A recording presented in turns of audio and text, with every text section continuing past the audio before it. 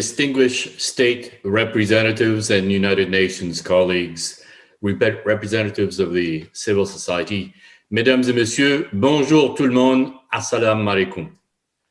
Before we begin, simultaneous interpretation is available in Arabic, English, French, and Portuguese. Just as a reminder, the interpretation function can be found at the bottom of the Zoom screen. So please select the language that you'd like to hear and speak in. If when you're speaking, you want to switch between languages, you must remember to also switch the channel to the same language. So all statements and interventions can be made in any of these languages. And I'd like to remind everyone that except the speakers for the session that is occurring, to close your microphones and camera. B.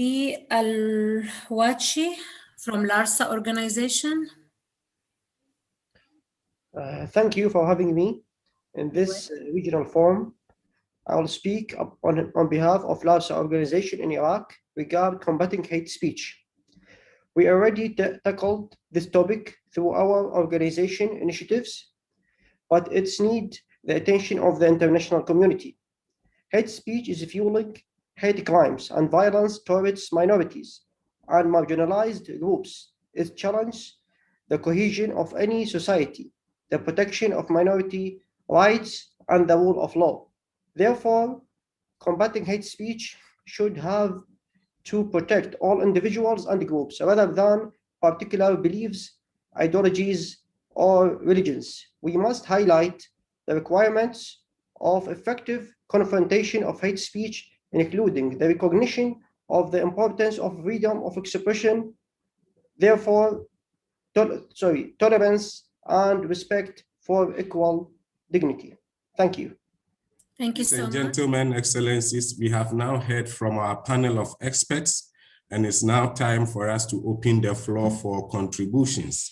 But before I do that, let me reiterate that in order to attain fruitful and meaningful exchanges, we expect participants to show respect for others' views, and that we also invite you all to exercise decorum, avoid abusive or disrespectful language, or derogatory, inflammatory remarks, respect UN principles, and uphold UN standards when referring to countries and territories.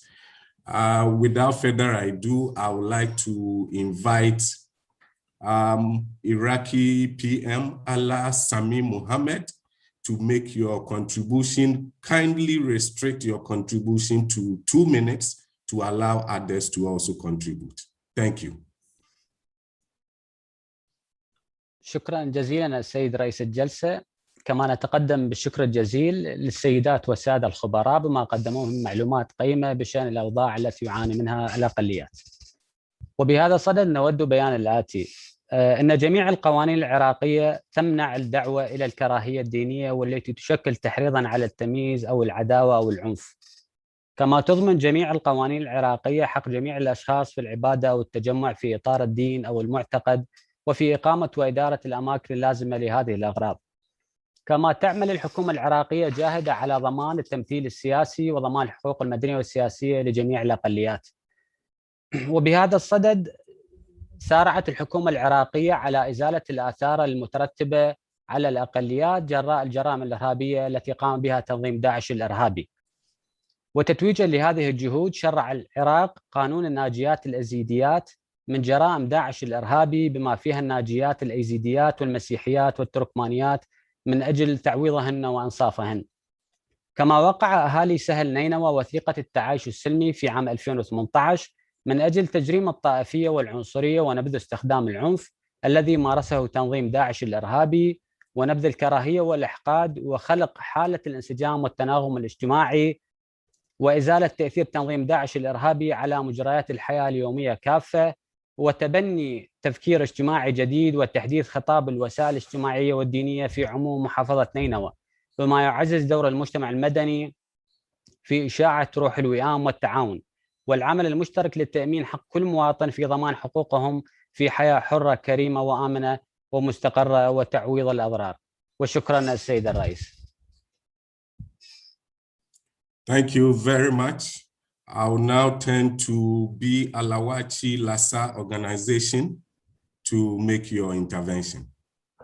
Mr. UN Special Rapporteur on Minority Issues, Mr. Moderator, experts, and distinguished participants, my intervention would be regarding the Declaration on the Rights of Persons Belonging to National or Ethnic, Religious, and Linguistic Minorities, adopted by the General Assembly on December 1992. In particular, Article 4, Number 4 states should, where appropriate, take measures in the field of education in order to encourage knowledge of the history, traditions, language, and culture of the minorities existing within their territory.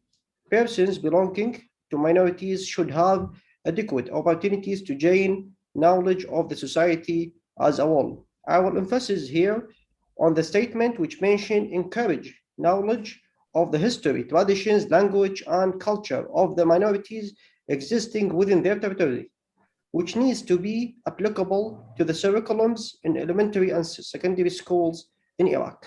Thank you. Thank you very much for your contribution. Excellencies, distinguished experts and guests, mesdames et messieurs. Well, first of all, congratulations and thank you. And I'll start with congratulations because these have been 2 days of fruitful and thoughtful discussions, of sharing of expertise and insights, and of course of drafting these recommendations, which we've shared with you and we will be finalizing now. In a way, this regional forum has exceeded our expectations. With, I think, the regional forum, this has been the most well-organizing and operating forum that we had until now. We've only had a few connection issues, but generally not many technical difficulties. And I think this can obviously be a challenge. It's sometimes in certain regions in the Africa and Middle East region, but it seems that this forum, regional forum, proceeded surprisingly smoothly. So to all of you for helping make this possible and moving without too many difficulties by respecting the requested measures to keep this functioning efficiently, bravo. What was also striking, however, and which I'd like to share with you, is the very high level of interest and participation. We were hoping that we would have at least 100 or 100 participants, but in the end, there were, I think, more than double that, with more than 300 participants in total, though they were not necessarily there at the same time during these 2 days. There were about a dozen state representatives, as well as minority experts, state representatives, as I said, and others. Apparently, this, I think, is the most we've ever had at a regional forum. So congratulations all around in this very high level of interest and organization, also from the various groups which assisted in preparing this event.